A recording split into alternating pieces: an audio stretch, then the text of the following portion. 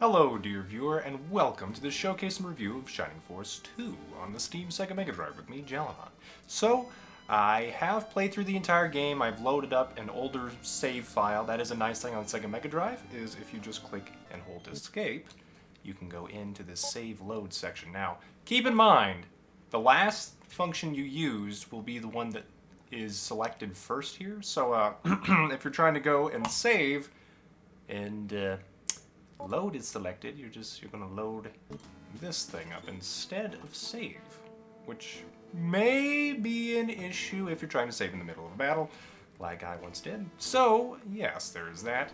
Other than that, the A key usually brings up the menu here, but so can the D key. But the D key also searches for items immediately in front of you. That's an improvement upon Shining Force 1, especially in some ways. However, there are some weird cases in this game where certain key items that you were trying to pick up or use, you actually have to go into the menu and click search specifically rather than just clicking the D key.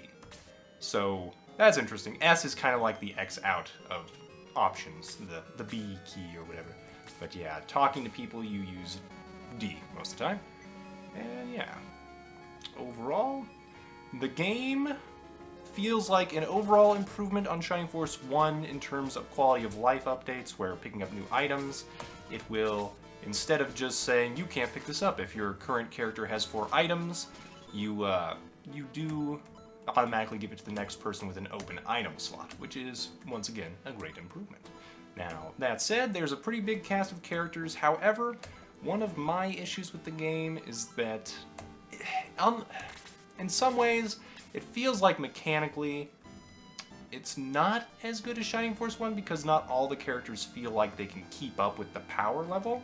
They kind of feel more like they're just item carriers to some degree and tanks for the characters that actually matter and can deal damage at the end.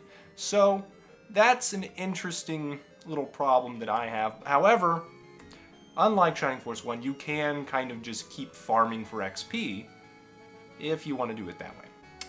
And once again, being able to save and load and all that is pretty useful. Other than that, what else? If you love exploration and JRPGs and strategy games like Fire Emblem and stuff, and you were like, oh, I wish Fire Emblem had more of a town exploration. Well, you get that in Shining Force 2. There's even some hidden items in the world that will get you some different character classes. So, for instance, with Kazim here, he started out as a mage who could have promoted to a wizard, but we got to promote him to a sorcerer/summoner instead. Now, that being said, other than that, mechanically, there's a couple items in the game. You can accidentally miss out on things, like hidden team members and things like that. And this is an older game, so I don't think it's too spoilery, but spoilers ahead, just so you know. You can find a golem friend if you go look in this kind of strange chasm, which is not in my current party because I just realized I need to go to my other save file, which, once again, we can get to our other save file pretty quickly. Let's click S to load. Alright, so I don't think I can reach you while in combat.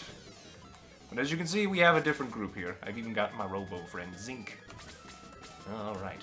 Now, combat animations and things, if you want to check that out, we're going to showcase that real fast. Zinc's attack, still pretty nice. I like the combat animations. And critical hits can sometimes do different things as well. So like Zinc has a laser pop out of his chest when he gets a critical hit, which is pretty cool. But yeah. Other than that, just know some of the bosses get multiple turns, it feels like, which can really, really knock you out if you're not careful. So Zeon here, the final boss, can have something like 500 HP and Demon Breath a couple times, which will be a giant AoE. So you want to have people kind of hang out at the edges here and ferry items to the people that can actually withstand some hits. So yeah. In general, your best units are going to be Peter and your hero. However, your hero, of course, if they go down, you lose the battle. The nice thing is, if you do lose a battle, then you just head back to the previous instance of healing and reviving, and you've got all that XP and gold that you had comes back. So honestly, sometimes it's best to run in with your hero when you feel like quitting, try to snag a little more XP, and if they die in the process, and you just start over if you wanted to do that. So I would say midway through the game it gets a little grindy in terms of there's this giant chessboard of enemies, and that is kind of one of the worst spots because also you have no access to an item shop at the time. So one other big hint I would give is try to make sure you always have healing items on even your excess characters, because then you can always just go out of combat and move around the items, which is pretty good. So let's go back to this slot. Yeah. But as you can see, I have enjoyed my time with it. I've done, I think, 47 episodes, and I kept up with it. But it is definitely showing its age, I would say. So if you don't have the patience for a UI that's a little bit on the clunkier side, that might be a thing. Animations and things, they do this little weird head shake in this one when during cutscenes people are like saying no and stuff. They just move the entire sprite's head, which can be a little off-putting, but it was an interesting touch. So that was kind of unique. The story, once again, spoiler alert. For parents and everyone, the game, as far as I can tell, was rated E at the time.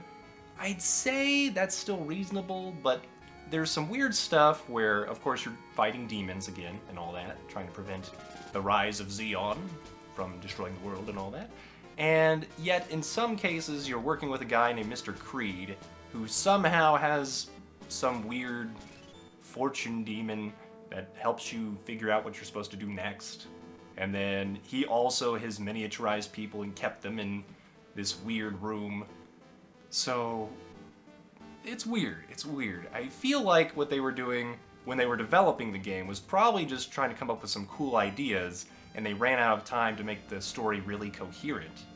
So even the epilogue came across as kind of sudden, which is interesting because you wonder if there are like relationships going on within the party, and then at the end it's like, oh, turns out our dwarf friend had a crush on the princess the whole time and we didn't know it, and stuff like that. So yeah, it feels a little disjointed and weird in that sense, but in terms of the overall plot, you know exactly what you're going to do. You're trying to find the big bad evil guy and defeat him, right? Save the princess, save the world. Yeah. So if you enjoyed that, if you enjoy strategy RPGs, which are turn-based, and beating up the bad guys and getting more cool equipment, and exploring for some of the important key items and things like that, I would highly recommend finding a guide online. That is my recommendation, but other than that, the game is pretty fun. And as long as you keep enough items on people to heal up, and you are careful with how you position, and you have some tanky boys to take the hits and draw in enemies, you should be okay. Should be. But yeah, overall, I didn't really have to do any backtracking. Once you kind of get to those harder levels, you just kind of run through the battles a couple times to level up. Promotions in this game are a little bit different, as is Overland Travel. As you can see, we've got this kind of caravan thing. The nice thing about the caravan is it does let you switch out your team on the fly, which is pretty nice. So we can select Chester here. He was one of our first units, and we could boot out Kazine if we wanted to from the party. So now Chester would join us in the battle party. But, yeah.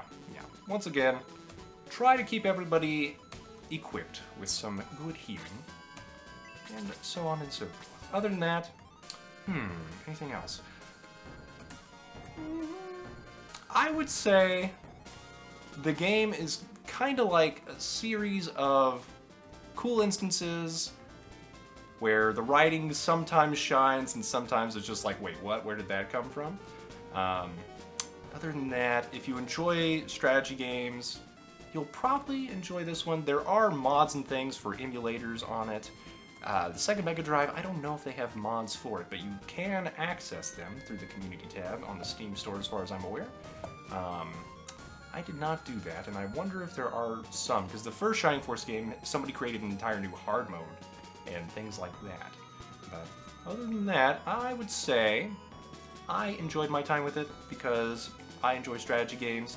If I hadn't been doing this for a channel, though, where I, tried to keep up daily updates, I probably would have had some difficulty keeping up with the game, just because there are some more modern versions of this, and it probably would be less annoying in terms of getting everybody equipped and trying to figure out where the next step of the game was, because some of the hints for the next step of the game are just kind of out there. So definitely recommend looking up an online guide.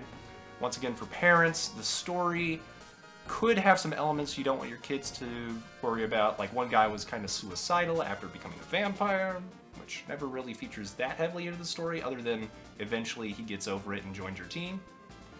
So, yeah, there's a little few dark things in there, and of course you're fighting demons who are trying to massacre people, so that's kind of dark too. But overall, I'd say the E rating holds up. So yeah, leave a like if you've enjoyed this showcase and review of Shining Force 2, dear viewer. Subscribe for more gaming videos. Comment below on what you think of Shining Force 2. Does it hold up pretty well? I mean, overall, I liked that they improved quality of life things from Shining Force 1. Feels like mechanically they rushed a few things, and that not all the characters scale well into the late game. But also, I did not find the mithril weapons, because there's a hidden dwarf blacksmith that you have to put a dry stone into a random wall that you find earlier in the game in order to find, and you know what, I didn't do that during my playthrough. And I still succeeded, so take that for what you will. Even with all my complaints, I could still beat the game. So, I hope you, dear viewer, have a great day.